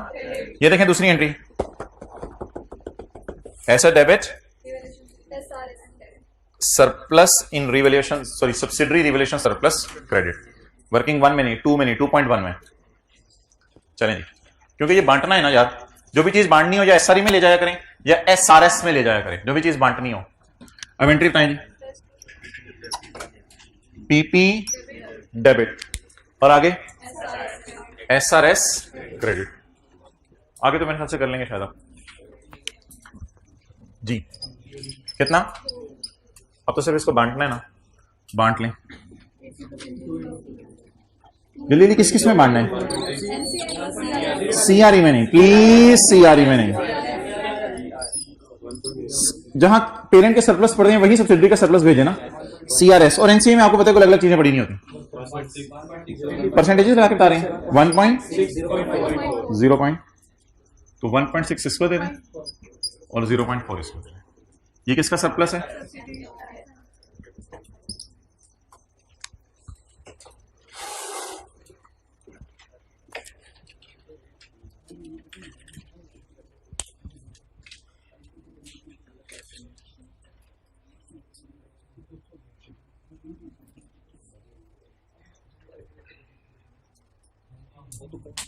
यकम जनवरी की वैल्यूज का डिफरेंस वर्किंग 1 में, और उसके बाद की वैल्यूज का डिफरेंस वर्किंग 2 में जाता था, लेकिन अब 2 में तो जाने की तुक नहीं बनती, 2.1 में जाएगा। अच्छा भाई, जो अगली क्लास का प्लान है मैं आपसे शेयर कर लेता हूं। मेरी कोशिश है कि 1 घंटा 10-15 मिनट की क्लास हो। मैं आपसे प्लान थोड़ा शेयर कर लेता हूं, फिर उसके बाद आपका डिसीजन होगा। मेरा तो यही मशवरा है कि इसको ज़्यादा पेंडिंग ना करें। एसोसिएट्स में पास्ट पेपर का सवाल है जी, 1 मिनट। पास्ट पेपर का सवाल है, इसमें कोई थोड़े से पैसे ले लो, थोड़े से शेयर ले लो वाली टाइप की एंट्री है। IAS 28 का एक इन्वेंट्री वाली एंट्री है, जो काम वाली मशीन बिक रही है, डिविडेंड वाली एंट्री है, आपस का प्रॉफिट है, आपस के कोई डेटर हैं और इंपेयरमेंट लॉस है। लेकिन करनी पड़ेंगी, ये चीज़ें करनी पड़ेंगी। इसके बाद P&L का सवाल है, उसे मैं स्किप कर रहा हूँ। इसके बाद पिछले से पिछले अटेम्प्ट का सवाल है, वो तो बहुत आसान है। थोड़े से शेयर दिए हैं हमने, कोई इन्वेंट्री की रिवैल्यूएशन है, कोई सॉफ्टवेयर रिवैल्यू होगा, इंपेयरमेंट लॉस है, एसोसिएट का डाटा है, कोई मशीन बिकी है और इंपेयरमेंट लॉस है। तो ये IAS 28 की एडजस्टमेंट्स ज़रा रनिंग में आ जाएंगी अगर ये हम 2 सवाल अभी कर लेंगे, वरना इन द एंड अगस्त वाली ऑप्शन हमारे पास अवेलेबल होगी, वो अब आप पे है। अच्छा, अब ये अगर 2 सवाल आप खुदा ना खासा किसी से नहीं लेते तो आप अपने ऊपर बर्डन डाल रहे होंगे फ्यूचर में, या ईद वाले दिन आप बैठ के ये 2 सवाल कर रहे होंगे। तो इट्स अप टू यू। थोड़ा सा अभी शायद लेने का फायदा ये हो जाएगा कि जरा रनिंग में है IAS 28, और एक IAS 38 का छोटा सा सवाल होगा, वो भी कंसोलिडेशन टाइप। तो 3.25 असल में किसी की क्लासें होती थी जिस वजह से 3.25 रखा हुआ है, वो कहाँ होती है? लॉ की होती है। बस 3.25 से इंशाल्लाह 4:30 पौने 5 तक हम क्लास कर लेंगे, और फिर संडे का टाइम इंशाल्लाह डिसाइड कर लेंगे। तो परेशान ना हुआ करें, खुश हुआ करें। मैं 2nd फ्लोर पे आ रहा हूँ, आप मेरे पास ना प्रिंसिपल रूम में आ जाओ। सर ये सरप्लस